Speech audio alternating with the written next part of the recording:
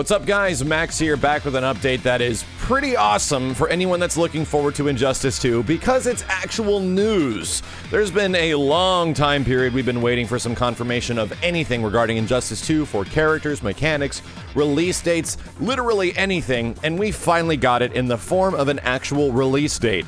Injustice 2 is gonna be a bit different than all the other NetherRealm releases that have happened since Mortal Kombat 9, where they all debut in April. This game is going to be dropping May 16th, 2017. That's on average a month after the time schedule for Injustice 1, Mortal Kombat 9, and Mortal Kombat X, meaning that something must have happened development-wise to warrant a month delay. Similar to the other games, we can't even really say it's like a delay because Injustice 2 never actually had a release date until now. But at the same time, there was a bunch of rumors of the voice actors strike. There's the fact that the game has a ridiculous amount of customizable options in it, with characters getting new moves and new abilities and new visual upgrades for a ton of different characters. So there's seemingly a ton going into Injustice 2, different than their other fighting games, so I'm really curious if we can get some more official news on this stuff. Like, other than us just getting character announcements leading up until May for the game's eventual release, I would like to know a lot more about all this other stuff that's going to be happening. How are they going to separate the online modes between players that want to play competitively in a ranked environment to other players that are going to be playing with all the different customizable options that each of your characters are going to get that modifies their moves, their power abilities, and their looks? In what way is that going to be implemented? Because when it comes to ranked matches and all this stuff that you're going to be earning for your character, I really want to know if I can actually use the visual customizations, just the armor pieces and the colors and everything like that that you'll be unlocking. I want to use that against people in ranked matches, so I'm definitely hoping that they allow us to use that, and if people want to play with goofy, crazy characters with insane moves, that'll be fun every once in a while, as long as it's kind of separated from the usual ranked online combat.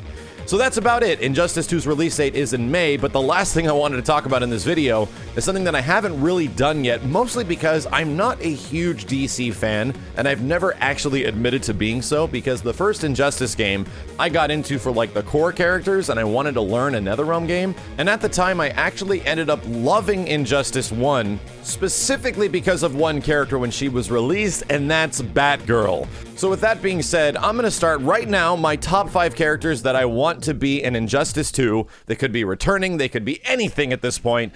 It's going to begin with Batgirl at number 5. Batgirl specifically changed a huge part of the meta of Injustice 1 because a large portion of that game was dominated by projectile-based attacks. And this wasn't specifically a bad thing, it just made it very hard to deal with in the online environment where there was a lot of delay to the netcode. But Batgirl could actually deal with this because she did have teleporting and meter burn attacks that could stop projectiles and get to the other side and continue the combo. She was so much damn fun in the first game, and I love Batgirl. Like, this game made me like this character, so I want her to be in the latest Injustice game in some way with similar gameplay elements.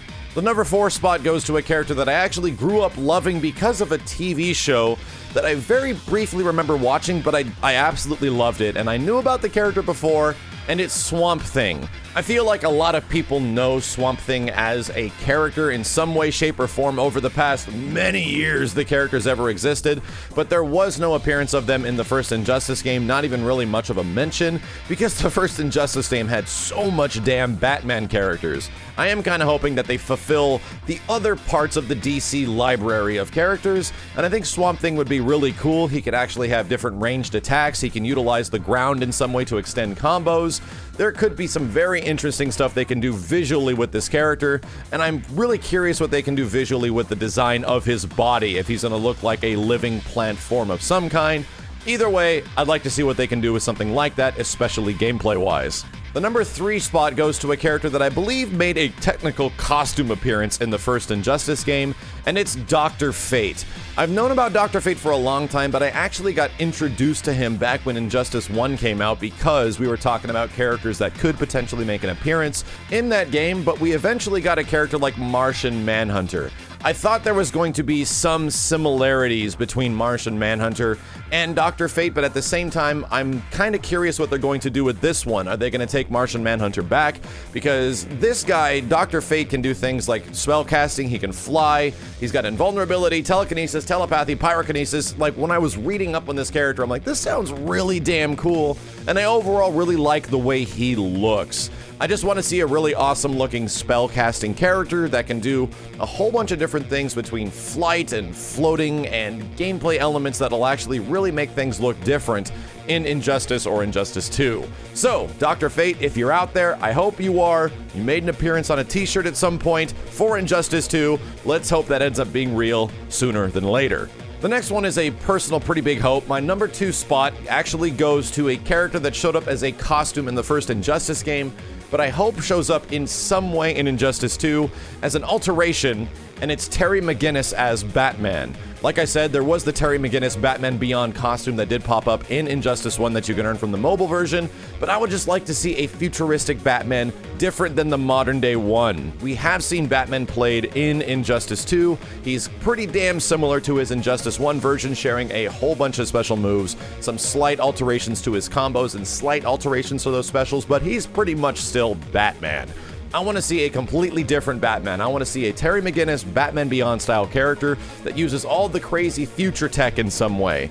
It doesn't really wrap into the story of Injustice 2, but at the same time, I feel that this is sort of the DC All-Stars type of universe that they're building up, and I do hope that they're able to pull characters from a timeline that isn't exactly represented in the present or when the Injustice characters are going to be coming from.